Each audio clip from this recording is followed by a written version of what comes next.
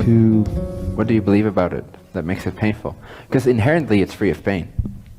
You loving as much as you can and her going like, oh, let me go in the other room, it's inherently free from pain. Like on a molecular level, there's no pain. Physically, there's no pain transmitted. So it hurts you because of a belief that is far out of alignment with your true self's perspective of the scenario. That's what you feel as the pain. Is the distance between your true vibration and where you place your vibration. Your perspective, in other words. So what perspective do you have of her not being able to handle your love? And how does that seem like it implies lack to you? Lack of something. Lack of love, lack of appreciation, lack of worthiness, lack of capacity, lack of skillfulness, lack of reciprocation of love, lack of yourself being loved perhaps. In what way do you perceive a lack of something important to you that your higher self is telling you, there is no lack of that. Your perspective is simply out of alignment, that's why you're hurting. I'm not sure I totally got all that. I think in the moment do you understand the idea that hurt comes from you suggesting something is true in life that's not true? That's what the source, the only source of pain is to have a perspective rooted in lack, which is the only thing that cannot be. I get that. Awesome. Okay, so given that fact, what would you say comes up for you as a perspective that hurts when she's not able to handle what you want to give? What is lacking in your mind's eye? That I can't ultimately have what I want. Perfect. Which is, how would you describe that in terms of a quality of consciousness? What is it that you seek from your experience with her? That sounds like two different questions. I'm confused. You answer whichever one stood out for you. Could you repeat them? Yes. What is it that you want out of that relationship? Bliss, union. Awesome. Do you perceive there to be a lack of accessibility to bliss and union when she's rejecting your amount of love? Yeah, seems that way. Does that feel good? No. What does that mean?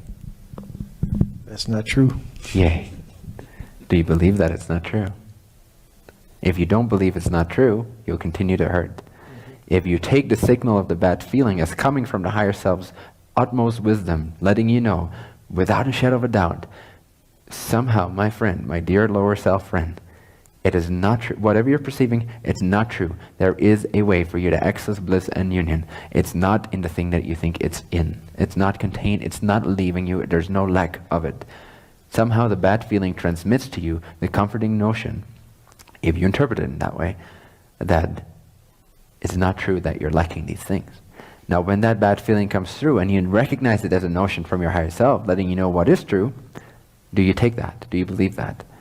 Are you convinced enough of the truth and the wisdom, the clarity of your higher self, and that it's transmitted in feeling form? Or do you believe in your own perspective? So if you, I mean, is it simply if they have the awareness of, oh, I'm feeling shitty, this must not be true. Yes. It somehow unwinds itself, or? Yes, it usually does. You might need a little bit of practice with that, meaning sit a little bit with the awareness of, oh, hey, wait a second. I feel bad. So the perspective I had was something is lacking. Something fundamentally desired is lacking. Wow, feels bad. Feeling bad is higher self letting me know it's not true. At some point, that itself becomes enough of a permission slip to go, oh, you don't even have to see anymore how it's not true. But the very fact that you feel bad, you know, because you've built such a positive, mutual, two-way relationship with your higher self, you know that it's not true. You don't even have to be proven wrong anymore.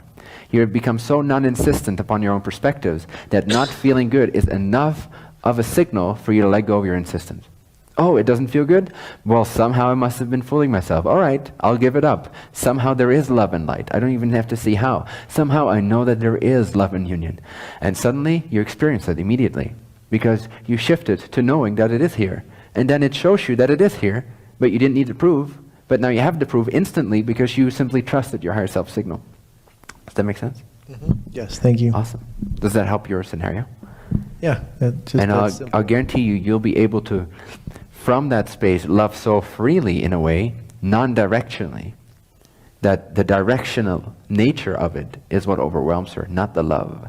It's not the amount of love, it's the insistence or the neediness that comes behind it from the human nature. When you use this signal as a way to actually feel it as radial instead of directional, she won't be overwhelmed because you're not frying her system with a lot of other stuff as well. You're actually being a free radiator, and that's magnetizing to any woman or any man, any human being or any being, any creature really. Just to radiate love is magnetizing, meaning that it will show itself whether or not that is an actual vibrationally compatible relationship or not. But you can't really know that if it's two directional, because then yes, you could be frying her system in a sense. Well, that's what we've experienced. It's been the crazy roller coaster ride. I bet. When I am more radial, Yes. wow, it's through the roof, and that's what has me want that even more. I know. And then it becomes directional, and then it's in a totally different experience. How and beautiful. It's like, It's like a flower is put in your hand, and you can either crush it and own it, or you can blow it away and just trust it'll come back right in your hand somehow. Just be in that open-handed state all the time. Seek it in yourself. Know that you have the ability to powerfully love, and that there is no greater pleasure than to love another being from such a free space of not needing them to reciprocate anything at all. And when you do that, and when you find bliss in the feeling state, when you prioritize feeling good over the way it manifests, when you really gain that maturity, when you really bump your head into the wall of being attached to experiences more than enough, you'll learn that what is true bliss is the vibrational state itself, not the ways in which it represents itself. But the state itself is what you're after. Then it becomes very direct, very immediate, and you simply start pressing a button if you want to change your feeling. Oh, I want to feel this. Okay, whoop, nice. Now I want to feel this way. Oh yeah, now I want to feel that. Ooh, now I want to create this. Whee! So it's very self-centered in that sense, but in a very beautiful way. You become a master of your state of being and of your reality, which you already are, but you regain it consciously, intentionally, and you clarify your vibrations. And then everyone will love you, and you have more than enough to choose from. And if that's an actual vibrational match, it will show itself. And if it's not, it will show itself. But then at least you have found that what you're truly looking for is your own ability to activate bliss and union and unconditional love. And you will start to get this very subtle, distinctive sense that unconditional love feels amazing, and conditional love, even slightly so, feels terrible. Right now, conditional love may still carry with it the hope, the promise of a better future. But you'll start to know through the maturity, through the wisdom, through bumping your toe into rocks of your own experience, of your own attachment, you will start to take that step back and know, you start to sense, as soon as the love becomes conditional, you know from past experience it's going to lead to this, it's going to lead to this, it's going to lead to this, and it's going to take me 2 weeks of listening to Bentinho videos to get me back to this state of being.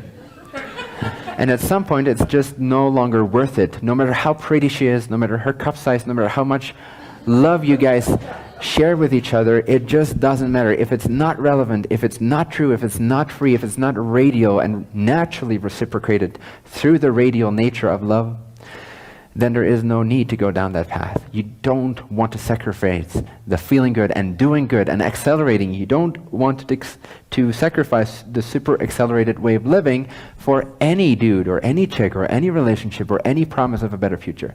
Because you know, as soon as you believe in the promise of a better future, you're actually lowering your frequency now, which will generate a worse future. If we want a better future, we need to feel good now and not feel good about the future. Yes, feel good about the future, but it makes you feel good now.